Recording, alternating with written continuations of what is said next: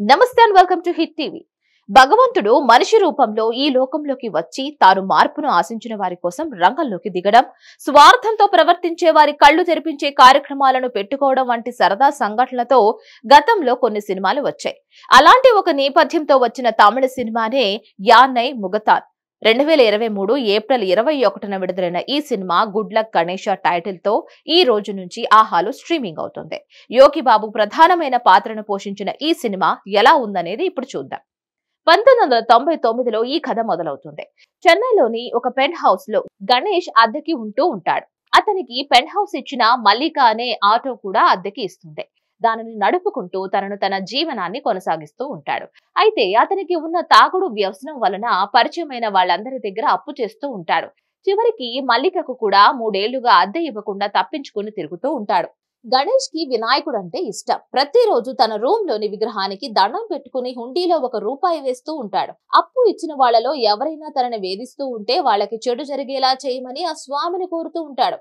ఎంతసేపు తన గురించి తప్ప మరెవరి గురించి ఆలోచన చేయడు. ఎవరికి ఎలాంటి సాయం చేయకపోగా ఆటోని చుట్టూ తిప్పి తీసుకువెళ్లి ఎక్కువ డబ్బులు వసూలు చేస్తూ ఉంటాడు. ఇక ఒక రోజున తన పూజ గూట్లో ఎలుకపై కూర్చుని ఉండే వినాయకుడు మాయం కావడంతో కంగారు పడిపోయి వినాయకుడి క్యాలెండర్ వైపు చూస్తాడు.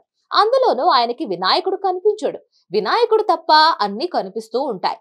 అందరూ కనిపిస్తూ ఉంటారు. ఇక దాంతో తాను తరచూ వెళ్లే వినాయకుడి గుడికి పరిగెడతాడు. గర్భాలయంలోని వినాయకుడు తనకి మాత్రమే కనిపించకపోవడంతో ఆలోచనలో పడతాడు. అందుకు కారణం ఏంటనేది అర్థం కాక అయోమయంలో పడతాడు. గణేష్ కి అప్పు ఇచ్చిన వాళ్లలో కొంతమంది అతన్ని హెచ్చరించి వెళుతూ ఉంటారు. మరి కొంతమంది బెదిరించి మరీ గడువు పెట్టి వెళుతూ ఉంటారు.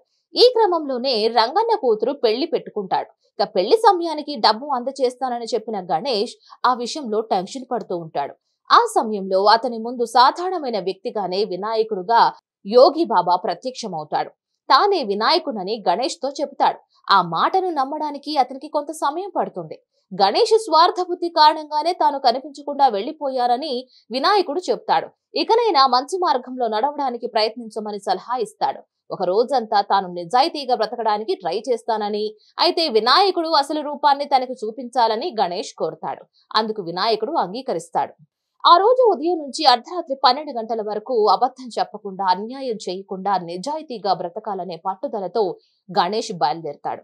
ఆ రోజు అతను ఎలాంటి పరిస్థితులు ఎదురవుతాయి, అప్పుడు అతను ఏం చేస్తాడు, తానన్న మాటను అతను నిలబెట్టుకోగలుగుతాడా, వినాయకుడి అసలు రూపాన్ని చూడగలుగుతాడా అనేది మిగతా కథ. దర్శకుడు రేజీష్ మిథిలా తయారు చేసుకున్న కథ ఇది. ఒక మనిషిలో మంచి మార్పు రావాలంటే అతని కళ్ల ముందు కొన్ని సంఘటనలు జరగాలి, కొన్ని అనుభవాలు ఎదురు కావాలి. అలాంటి వాటిని సృష్టించేది కూడా ఆ దేవుడే అనే విషయాన్ని ఆవిష్కరించిన కంటెంట్ ఇది. దేవుణ్ణి కూడా మనిషిలానే చూపిస్తూ మనిషిలో మార్పు తీసుకువచ్చే కాన్సెప్ట్ ఇది. మరింత ఇంట్రెస్టింగ్ గా చెప్పడానికి అవకాశం ఉన్న కథా వస్తువు ఇది.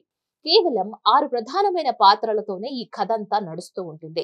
కామెడీని, ఎమోషన్స్ ను టచ్ చేస్తూ సందేశం దిశగా ఈ కథ పరిగెడుతుంది. సింపుల్ కంటెంట్ తో సహజమైన లొకేషన్స్ లోనే ఈ కథ సాగుతుంది. పాత్రలు, సన్నివేశాలు, సంభాషణలు వాస్తవానికి చాలా దగ్గరగా అనిపిస్తాయి. కార్తిక్ నాయర్ ఫోటోగ్రఫీ, భరత్ శంకర్ నేపథ్య సంగీతం ఈ కథలోని సహజత్వాన్ని కాపాడుతూ వెళతాయి. దేవుణ్ణి అన్వేషిస్తూ వెళ్లడం వలన ఎలాంటి ప్రయోజనం ఉండదు. నువ్వు మనిషివని నిరూపించుకోవాలనుకుంటే ఎదుటి వారిలో దేవుణ్ణి చూడ్డానికి మించిన మార్గం లేదు. మానవత్వానికి మించిన యంత్రము లేదు. దేవుడు అలాంటి మంత్రానికే లొంగుతాడు అనే సందేశాన్ని ఇచ్చిన సినిమా ఇది.